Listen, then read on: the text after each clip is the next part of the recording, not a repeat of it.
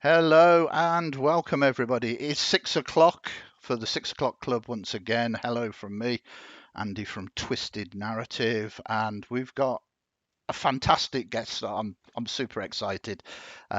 We've got Charlie here, Charlie Menzies. Well, introduce yourself, sir.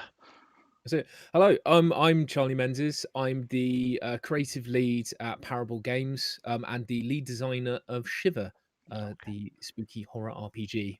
I've got something special here. Watch this. Shiver. So everybody in chat mentions Shiver. Shiver will come up like that, given time. But that is the fantastic sort of logo. I'm super excited. Thank you very very much for joining us, Charlie. My pleasure.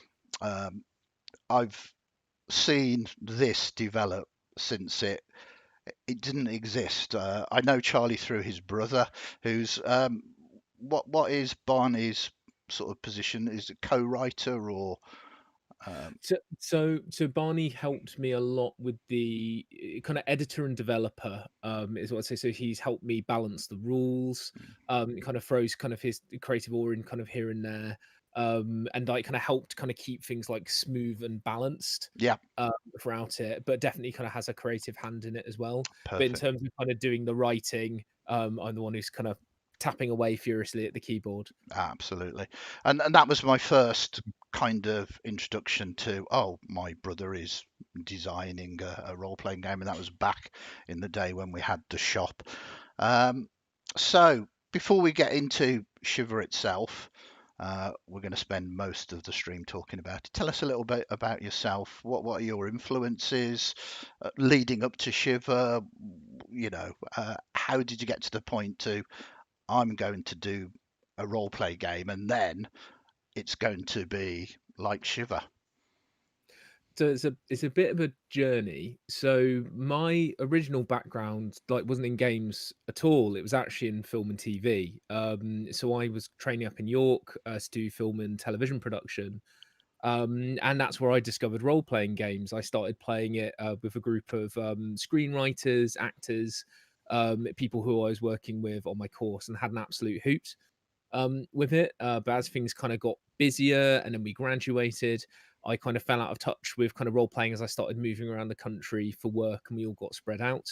Mm. Um, but then it had a kind of a funny situation where I won a writing competition that gave me a big Amazon voucher. I was like, you know what? I really miss playing role playing. I'm going to get the D&D books because I didn't actually have them. I think I maybe had like a PDF of the player's guide and got everything I needed, and then kind of took my friends to the Peak District in a yurt and played a game, and got them all into it. And then we kind of started playing online, and then periodically meeting up in person. And I had an absolute blast doing that. So kind of rediscovered it when I was working in the film and TV industry Yeah. as a way to kind of stay in contact with people, which was really really nice.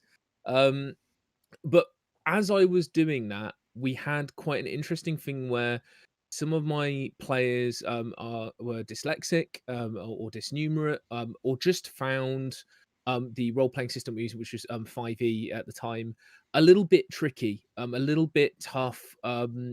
And I was finding I was having to do a lot of work behind the scenes to kind of keep the engine running, as it were. And ultimately, what we wanted to do as friends was sit down and basically role play a movie together Mm. because that was all of our backgrounds. So I sat down and kind of hacked a rough system together that used symbolic dice to make something that was a lot more cinematic, a bit faster in terms of play, and had a bit more flexibility in terms of what we want to do. So it actually was a homebrew system to begin with. And what happened was, is I went up for Christmas, and you've mentioned my brother Barney already, and we were all gathered together for Christmas, and I had my notebooks with me. And offhand, I knew Barney, and at the time, my brother runs, and he still does, a friendly local gaming Yeah. store, Yeah. Big Menzies shout out to Collectibles. Seven City, indeed. Mm, Yeah. yeah. Sorry, carry So, on. yeah. But yeah, no, so I knew he'd been to games, and we've been talking a lot more. We kind of found a lot of common ground, I think, as we got older, of that a lot of our hobbies really aligned. And I showed him my notebook, and he kind of was sitting quietly, with like a glass of beer after I kind of did, and he was like reading through. I was just chatting away animatedly about how our RPG sessions and stuff had gone, all the silly things that had happened. And then he closed the notebook and he turned to me and he said, "Well, when do you want to make it?" And I was like, What do you mean?" And he was like, I've not seen anything like this before. I think this would do really, really well. I think we should make this." Um, so it was actually it was Barney who really gave me that push Yeah. of like looking at something of being like, "I know you've made this for your friends, but I can see a lot of people who would really enjoy this too. Should we have a whirl at it?" And I was like, "Yeah." So I started ramping up work on it. I eventually left my job in London and I moved up to Nottingham, where I was working at a university for a while. And then whilst doing that, we released the game. And now it has gotten to a point where I've left that job and I now do this full time. This is my job now. Is working on Shiver and designing games, and it's been quite a mad saga, Journey. really. Yeah.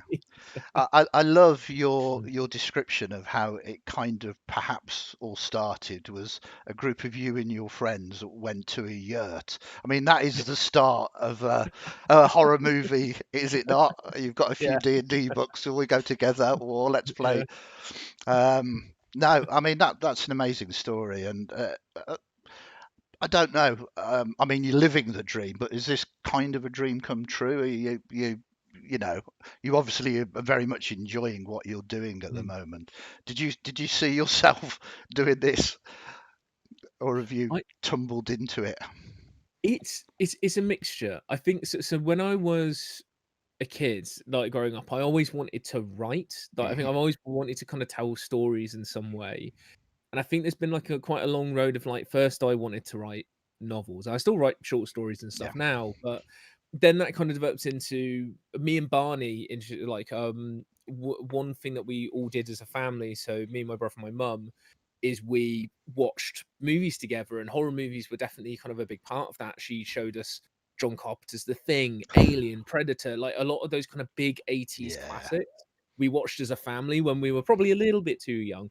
But I have vivid memories of kind of like going to the VHS store and like pulling kind of them kind of off the overly packed yeah, shelves. And I think that's where I kind of got the seed of wanting to go into film. Kind of came from of kind of telling these like big like kind of bombastic stories in a very like visual way because I loved kind of making art as well, and I yeah, still do. I still sketch and illustrate quite regularly. Um, and it kind of just felt like a nice combination of everything. Um, and I mean, I still do film bits. I yeah, still kind of freelance for the university, but I think the thing I realized through going through the things is that writing a novel on your own is a very, very solo kind of insular practice that can be very daunting. And film has a whole other host of problems of like you can have all the best ideas in the world, write scripts, get to the edge of getting something made, and then if funding falls through, it just disappears into the ether. yeah, And I think on both ends of the spectrum, I was getting quite frustrated of kind of almost of being kind of either needing to lock myself away in a cabin for a year and write something, yeah, or somehow summon large amounts of funds to actually make something to kind of get into the game, kind of that film and TV can yeah, be at yeah, times.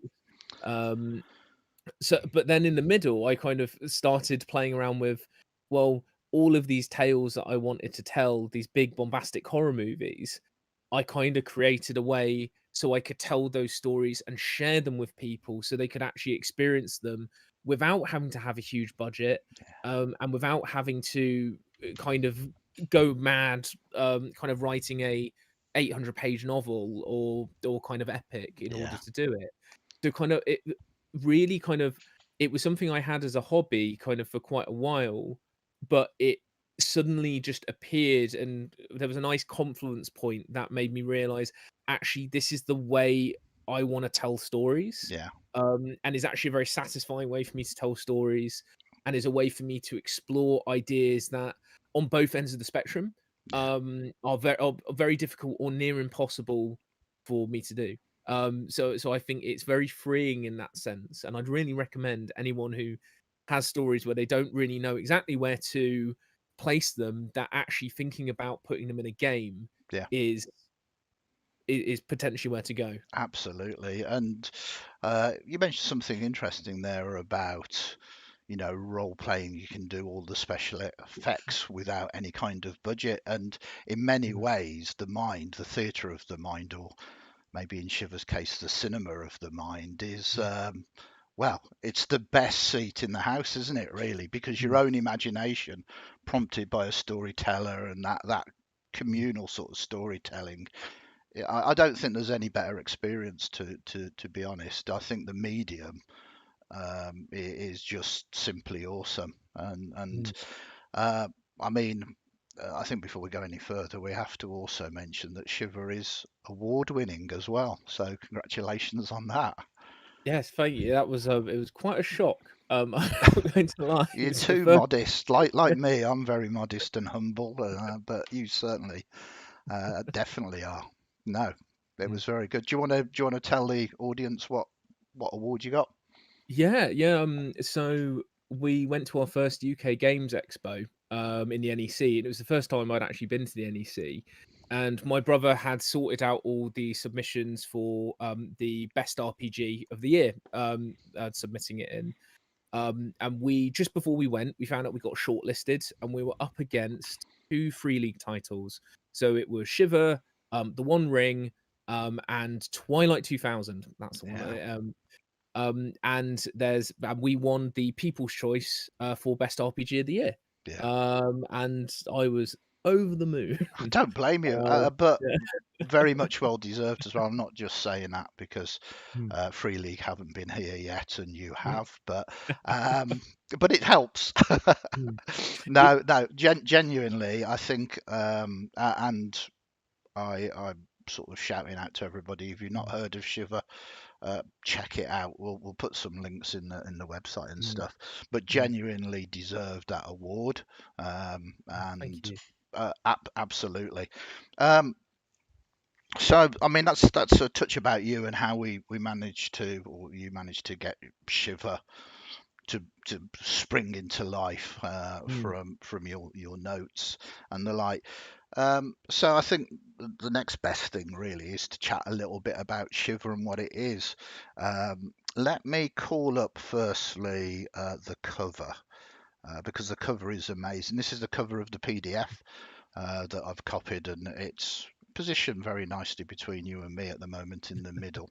There's that iconic Shiver logo, um, this fantastic artwork that we will come on to more or less in a minute, and then sort of the tagline, role playing tales in the strange and unknown. Um, Now the artwork is in house, really, isn't it? Tell us a little mm. about the inspirations and who does the art, and give Yeah. them a big shout out. Yeah, so our artist, a big shout out to Ben Alexander, who for the core rule book, the cursed library, and the art book, all of the entire book is illustrated by Ben, just him.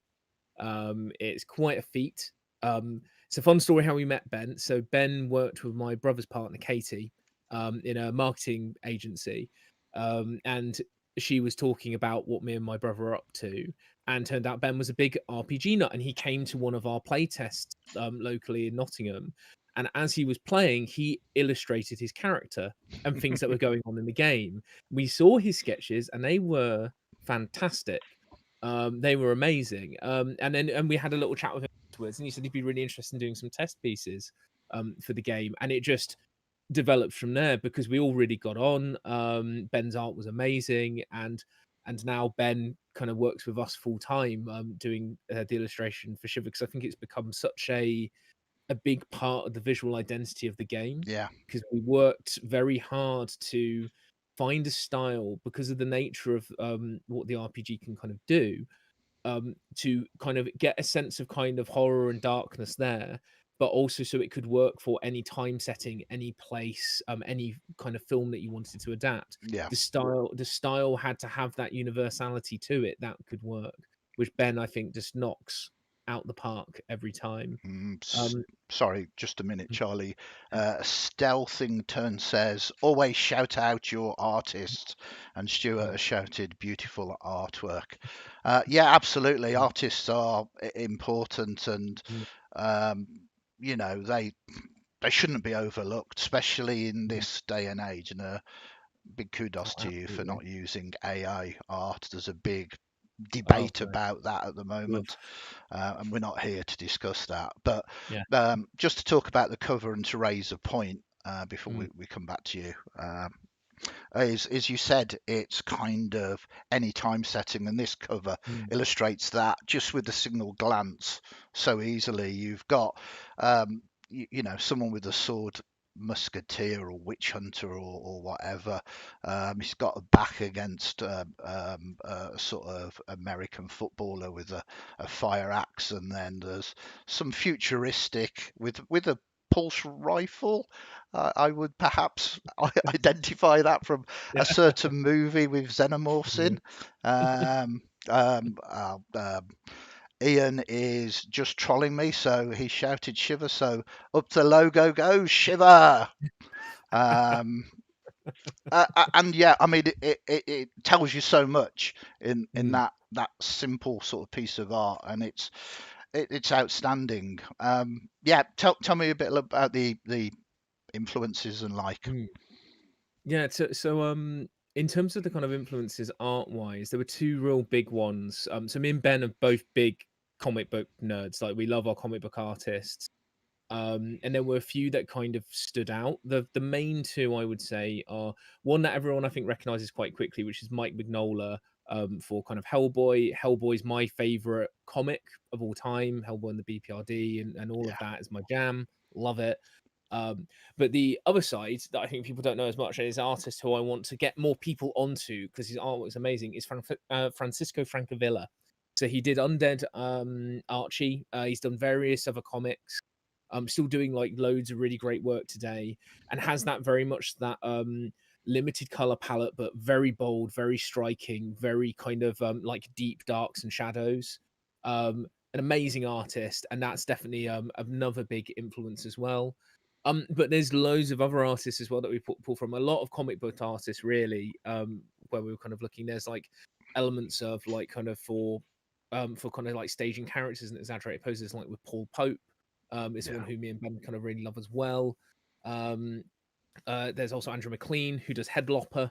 If there's any Headlopper fans out there, which of that very like kind of seeing how far that is. I think it goes a step further than Shiver in terms of how much you can pare down yeah, your detail to just visually show action and framing, and it's yeah, you can kind of sense a theme of that.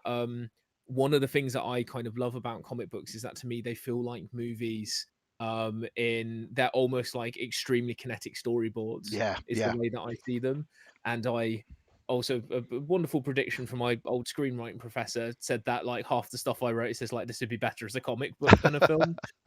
So and he suggested that that's what I did. So Yeah, ultimately, I've kind of taken yeah, a step of making a game and then getting kind of comic book felt art to display yeah.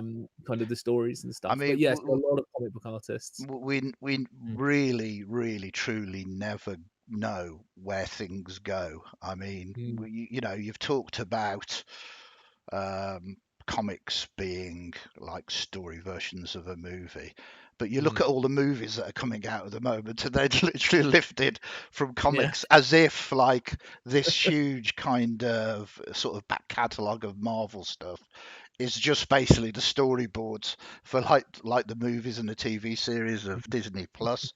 Um, and who knows? At some point, we might get Shiver the movie or a movie influenced by it. You just seriously never know.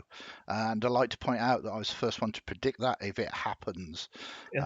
I won't claim 5% of any revenue though or profit. That's on record as well. So um, no, I mean it's beautiful. So I'm going to make the cover go away. You might all go boo boo, but I'm going to call up the credits now. So not that we're at the end yet.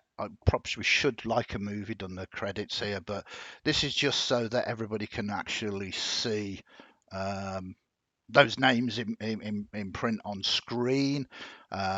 So Shiver, a horror RPG, role-playing tales in the strange and unknown, written, developed by Charlie Menzies here, and Barney Menzies gets a mention, and then illustrated by Ben Alexander. I would have put that up as you were mentioning names, but I just didn't want to get rid of that glorious Mm, artwork. Um, so you've mentioned um, about the different sort of mechanics of the game, and let's just sort of dip lightly into that. mm, If I remove the credits for the moment, I'll call up the standard character sheet, and this is the character sheet that people can see now from the, I suppose, core rulebook. mm, Do you want to just quickly talk us through it, if you can sort of remember the sort of layout of it? You've got your sort of abilities mm. and like at the top here. Absolutely, yeah. So after you've kind of filled out everything, kind of at the top where your character is in their image, the main kind of starting point when you're kind of building a character in Shiver is your stat block.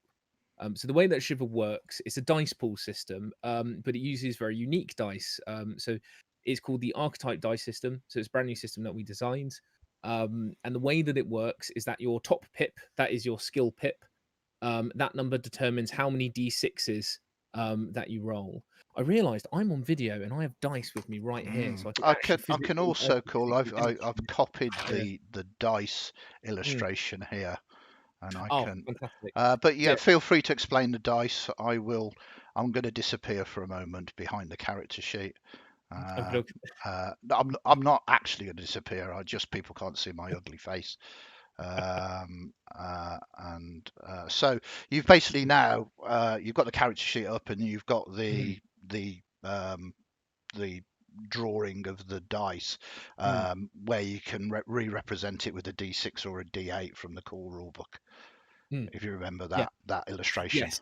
Yes, I do. So yes, so the way that it works is that for each side of our d6 dice, which we call a skill die, we have a symbol, a unique one, on every single side to represent the six core skills that exist in Shiver. So these are broad analogs to things that you would find in other RPGs, as well as some that feels a bit more unique to the game. So first up, you've got grit, which is kind of our analog for like strength, toughness, and kind of vitality. So it's all about dealing kind of like physical, like blunt damage as well as resisting damage. You've got wit, which is a little blue key. So all of these are color coded and have their unique symbols. Which is this is dexterity and kind of agility, but it's like the agility of your kind of mind as well as your body. So it's moving quickly, picking locks, but also reacting when a trap is triggered and getting out of the way and dodging. So it has like certain kind of other elements there as well. Then have smarts, you can think good, you can investigate, you can puzzle your way through sciency based weapons and other sort of things with that. We have heart, which doesn't show up on the camera very well. It's a basically red rose kind of shattered up, which you'll probably see on the Number character sheet. 4 on the illustration there. Yeah, so the way this is kind of our analog for like charisma, but both sides of the coin. So it's like you can charm, you can intimidate, you can lie, you can cheat.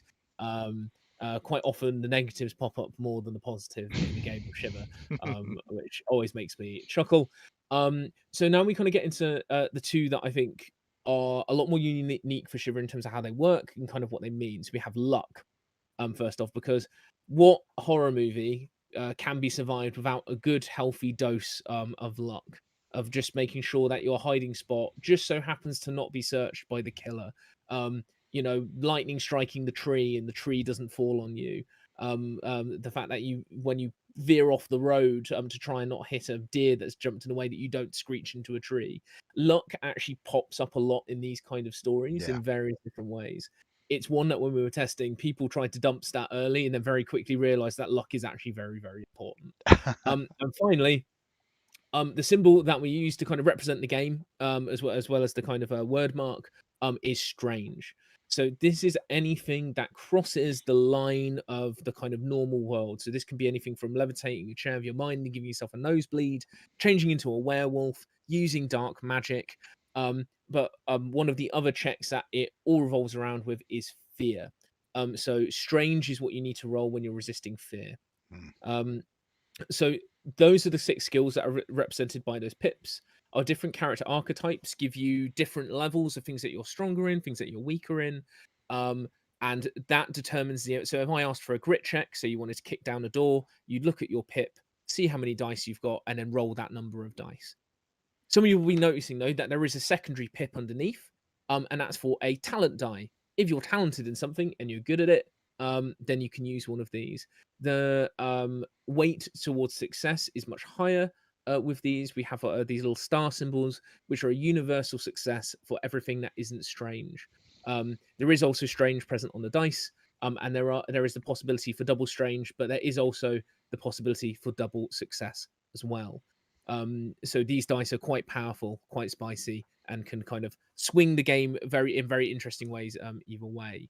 So that's in a nutshell. And when you're rolling your dice, so say you're doing a grit check, it's very very simple. So say we'll use the kick down the door as an example again. So that would be probably a grit check. It's using kind of physical might. You're trying to blast your way through a door. You'd roll your dice, and you'd be looking for the grit symbols. And the harder the door, the harder the challenge, the more symbols you would need. And that's it. Yeah. And that's how we determine success. But the nice thing about the dice and the symbolic nature of the system is that the dice help tell a story. As I've gone through and explained what all the sides mean, for example, say if I rolled that and I rolled 3 dice, I rolled no grit, I absolutely whiffed it, but I rolled 3 smarts, for example. As a director, our version of a games master, I might say to that player, okay, you stub your toe on the door, you take 1 blunt damage, and as you're hopping around, howling in pain, um, your investigatory brain kicks in and you notice something, like you notice like some other element. Perhaps it's a hidden keypad that you can hack, there's a key hidden under the mat, something that allows the story to move forward in a different way to how the player expected, but allows things to kind of still have momentum, because it's my attempt to try and solve the eternal problem of doors, that occurs where people will sit around. I want to lockpick the door, roll, fail, and then everybody gets their thieves' tools out. Everybody starts rolling until either the somebody rolls a success, the game master gives up, of one or two sides of just saying you can get in, or the door is impenetrable. Like please leave it alone and move on. But with these dice, it allows for both sides of the table to improvise and be guided, and have the dice help you tell a story.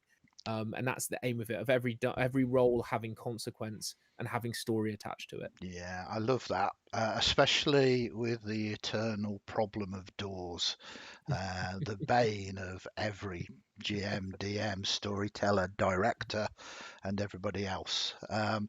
Stuart has just said, love the designs on the dice, easy to figure out at a glance. Absolutely, I think they're kind of iconic symbols, and again, beautiful. Who designed those? Was it Ben again, or was it No, so for the Shiver word mark and all the symbols, that's Ryan Walker. Ryan? For another person who worked with Ben at the Yeah, same company and kind of a friend of ours, he does all of our so the Shiver word mark, all of the symbols, and then for Gothic on next expansion where we've done basically like kind of reskinned dice with more Gothic-y symbols. yeah, right. He's designed all of those as well.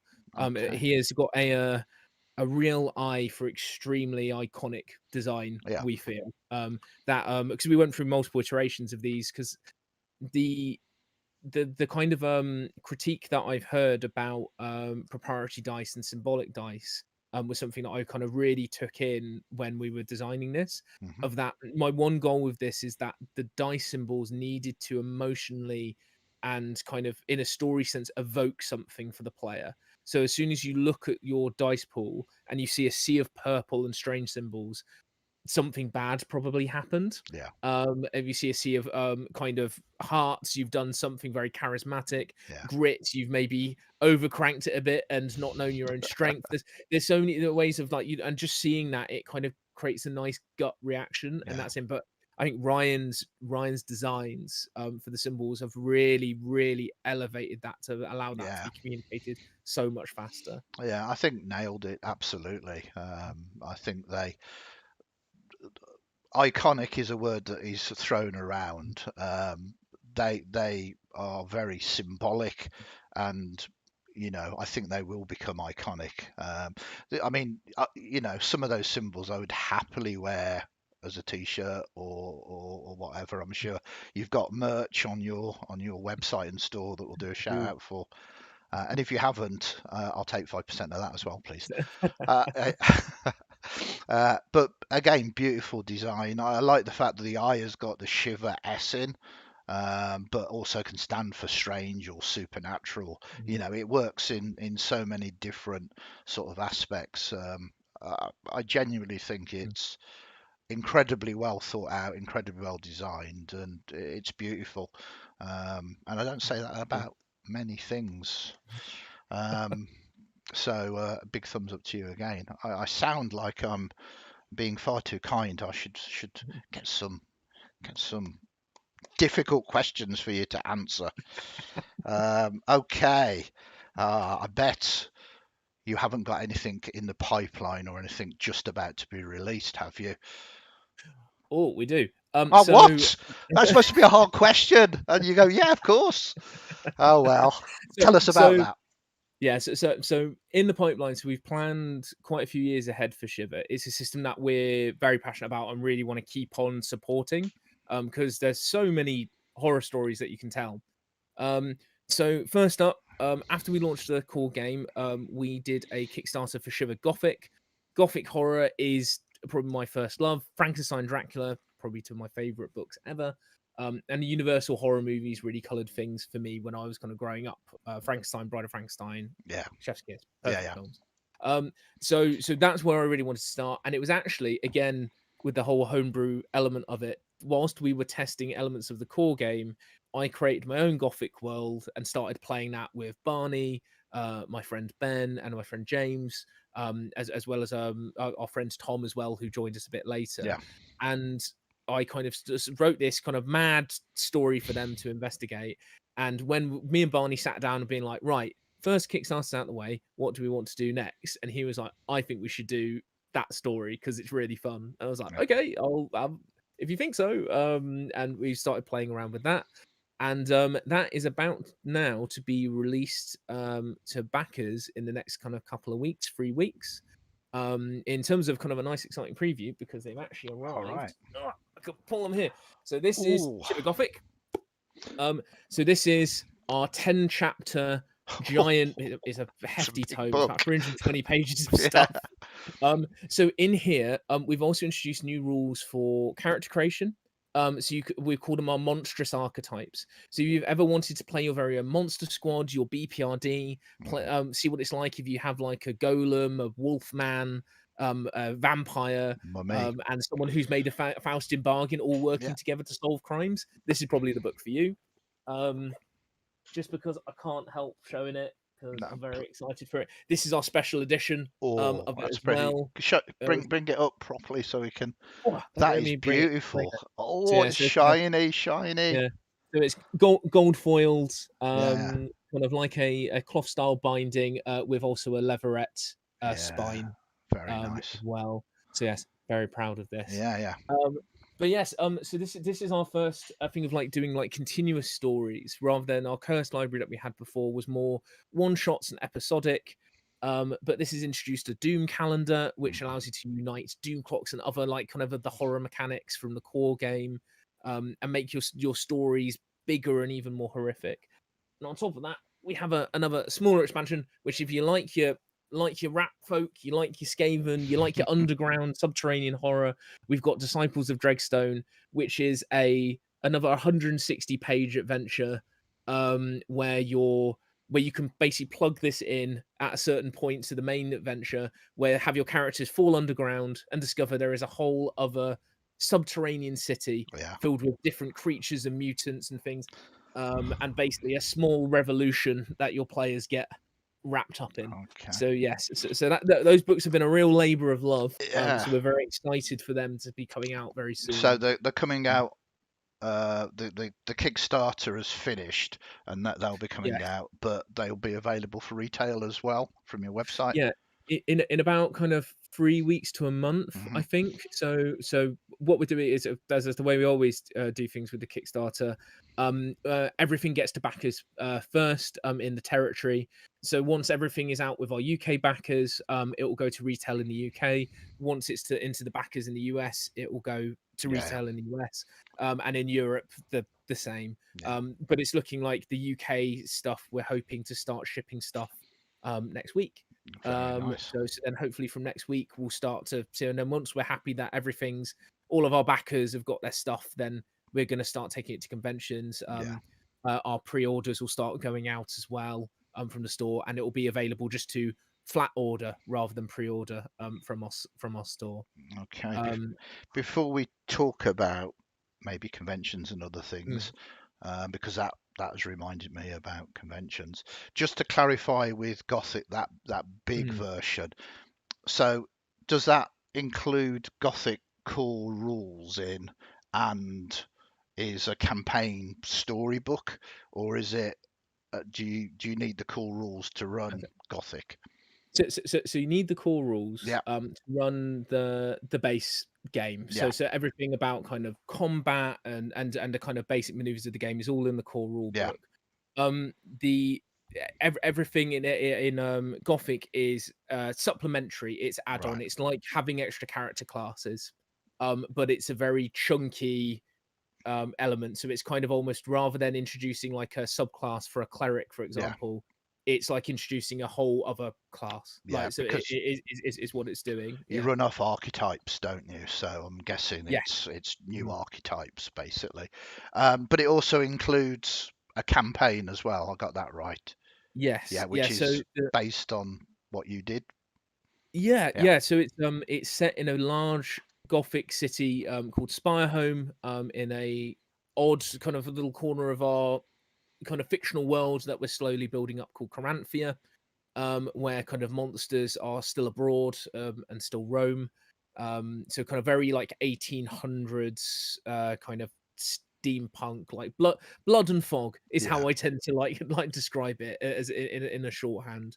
Uh-huh. But yes, so kind of it's an original setting, original kind of story world, with kind of loads of NPCs, and it's a 10 chapter story with kind of big, almost like big chunky individual adventures that all interconnect. But you can kind of like delve into that book. You can play. You can basically set up your own stories in Spire Home. So Yeah, there's whole sections of lore. I mean, I can show you in the front bit of the map of the book, because I love a good end paper. So yeah. this is the city of Spire Home with all the various locations you can visit and play around with. Very So, nice. so this one was illustrated by me because I love drawing a good map. Very Um, nice. but yes, so yeah, in terms of that, it's kind of it's a mixture of, I didn't want it to be too much of of just a sandbox book, Yeah. because I've read those and like they're lovely and they're really fun, and I find them very interesting from a reader's perspective. But if you're not an experienced DM, I think they can be very intimidating Nightmarish. and nightmarish, of just being like, there's all of this information and you have to somehow weave a story into it.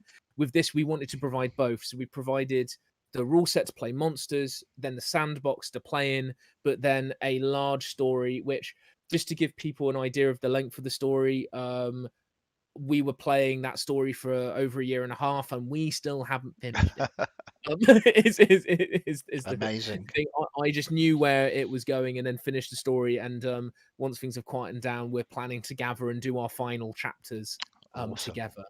No, So yeah, it's a huge amount of stuff for people to sink their teeth into, yeah.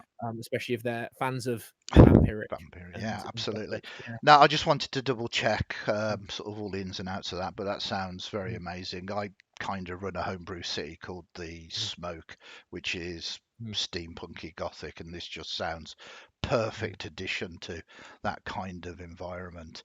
Um, so very quickly, I just want to, you mentioned conventions, and I just want to mention mm, conventions because I follow a Shiver and Charlie on mm. Twitter, and like every weekend, I didn't know there were so many places.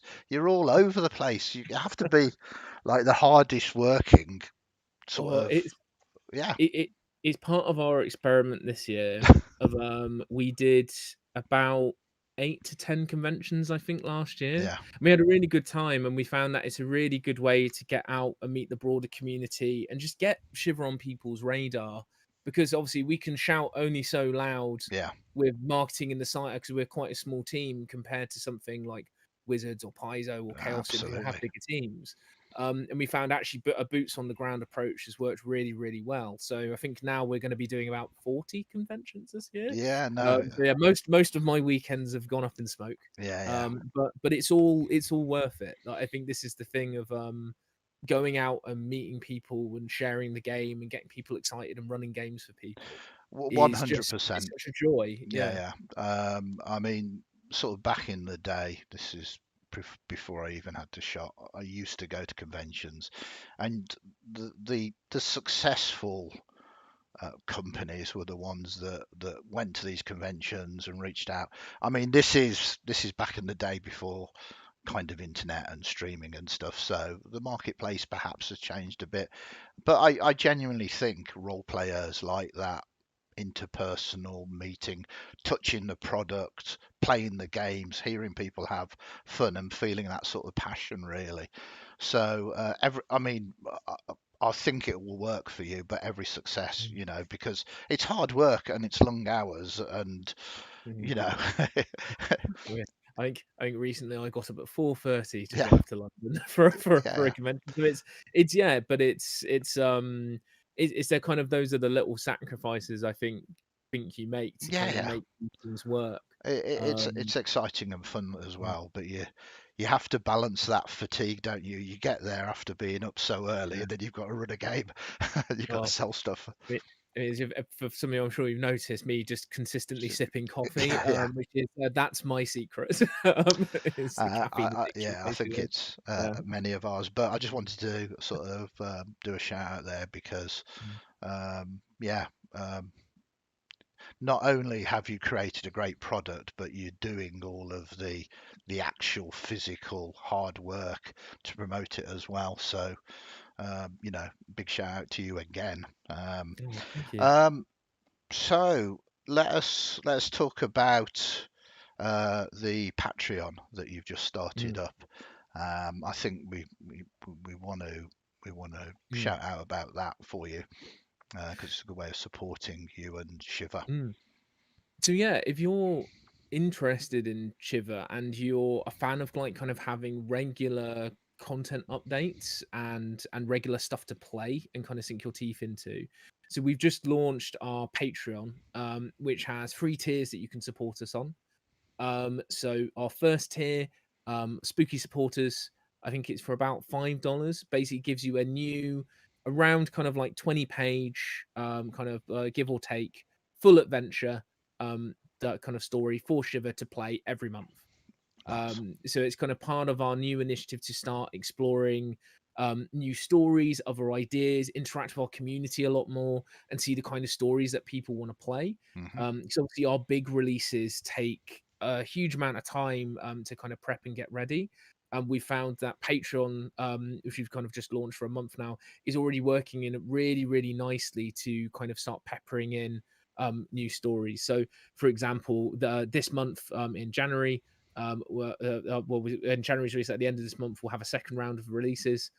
We've got the Hogswallow Horror, which is about a group of peasants going and fighting demon boars that are like plaguing their town, for example. Um, then at our second tier, you get a case file, which is a little shorter but more lore heavy document that kind of links in some of the world building that we've been doing, but also gives you all the tools, all the mechanics to kind of take that and either run a story that we're kind of suggesting and giving you the structural bones for, or spin it off and do your own thing. So January's one, for example, was the Plague Doctor of Derleth Marsh, a ghostly, weird slasher plague doctor that's on a marshland island that gets isolated by the tides. Very kind of woman in black, but with a plague doctor Nice. and a lot of fun.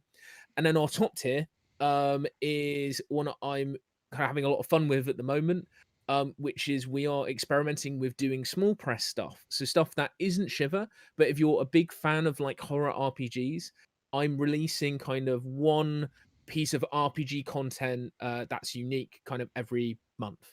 Oh, So nice. this month, I created a whole new system called Stolen Child, because I'm a big fan of Irish kind of Fey folk mythology Yeah. about them being gribbly, horrible, and having a propensity for stealing children. And it's inspired by the W.B. Yeats poem as well. And it all uses just a deck of cards, and it's you're taking on different characters from the village, trying to get your children back from horrible, horrible fairies of different kinds.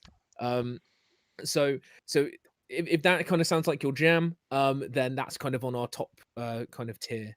And underneath all of this, there's various other bits as well. We're sharing art process videos. I make spooky ambiences every month as well. That kind of that you can play in your game because I used to be a sound designer, Yeah. so I do that as a little extra bit as well. And various kind of like posts and in progress bits, as well as a access to a Patreon only channel on our Discord as well. So it's Perfect. a lot of stuff. We're very, very excited for it and experimenting with stuff all the time. But yeah, if that's something that interests you, then please go over and have a look at Shiver on Patreon. I mean, it sounds amazing. We will, as always, link all of this into the comment section below. Give me a moment because I will have to get it all and set it up. This live stream will coming to an end in a little while, but we will be formatting it as video on demand as well. So if you're not watching now live and you're watching from the future, all of those links should be in the comments now. So go down and have a look.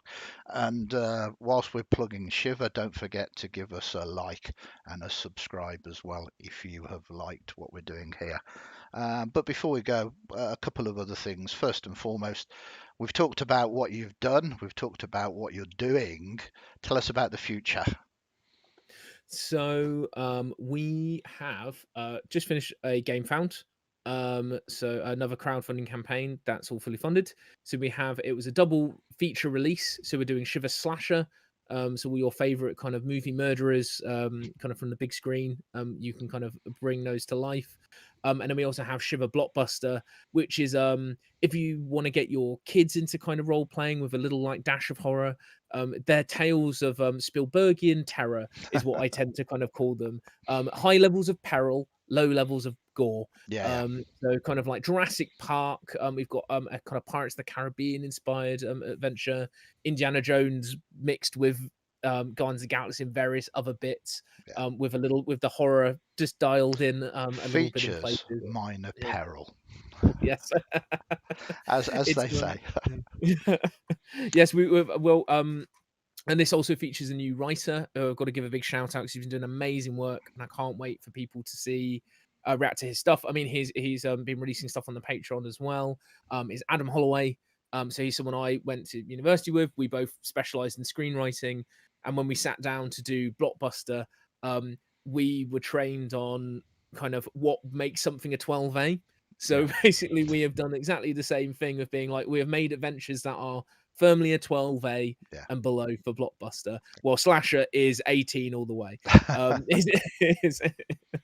So yeah, so he's been having an absolute blast of it, and yes, no, it's we're both very excited for those to So be released. when Hopefully at the end of this year, I at the end think. of this year. So I Mhm. suppose now the crowdfunding is done, does it all just it takes time to go to print and all of that that Yes, yes. So at the moment, what we're doing is we're doing like kind of final tweaks on all of the plain text, and just making sure and just going through edits and making sure that's as polished as possible. Mhm. And then it'll be coming to me, and I'll be doing the layout. So I'll basically start making it into kind of a book and getting it ready for print, and then it goes to the printers, and then and then go through that process, and then getting it shipped everywhere. Yeah, So we're hoping end of this year. It could be earlier. If kind of things go kind of well, it's always been there's always a bit of squash and squeeze yeah, with these. So we're hoping now because a lot of the things that we kind of planned for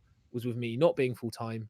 I'm now full time, so it's kind of things are moving at a bit of a different pace now, yeah. which is really nice. And then after that, we do have another release planned, which will have announcements later this year. Ooh. I have to be careful because I don't think I'm allowed to talk No, about them. no, So no. Barney might hit me with a stick. So if I mention what it actually is, but yes, but it's all planned, and we have multiple releases Yeah, planned after that, as well as some discussions of brand new systems that aren't Shiver as excellent. well. So those are in talks at the minute too. Well, once you get the, I was going to say permissions, but once you as a company decide that you want to make these announcements, Yes, please come back and tell us all about them because absolutely. I would love to know, and I'm sure our audience would as well. Stuart has just asked, when do you sleep? So that was actually a joke about me when I was at university.